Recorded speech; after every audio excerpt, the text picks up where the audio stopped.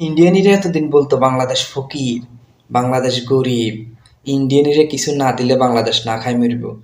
উমা উমা এখন দেখি যে বিষয় উল্টে, বাংলাদেশিরা ইন্ডিয়াতে না যাওয়ার কারণে এখন ইন্ডিয়ার মানুষ না খাই মরতেছে। বাংলাদেশের মানুষ ইন্ডিয়া থেকে পণ্য না কেনার কারণে ইন্ডিয়ার ব্যবসায়ীরা পথে বসে গেছে।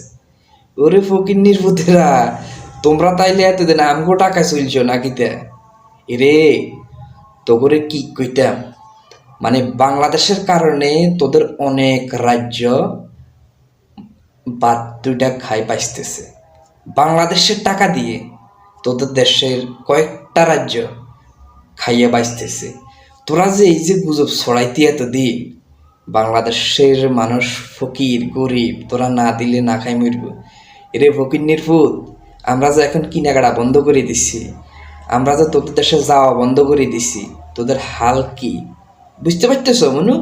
এখনকার ফাও সাবিদরি বলতেছ আসো আসো, তোমাদেরকে সিকিউরিটি দিমু, আসো পর্যাপ্ত পরিমাণ সিকিউরিটি দিমু, আসো। এখন কি লিগে সাড়াম সাইডটা নেওয়ার, সাড়াম সাড়ি যা কদিন বাচ্চ আর দরকার নেই, বুঝছো নি?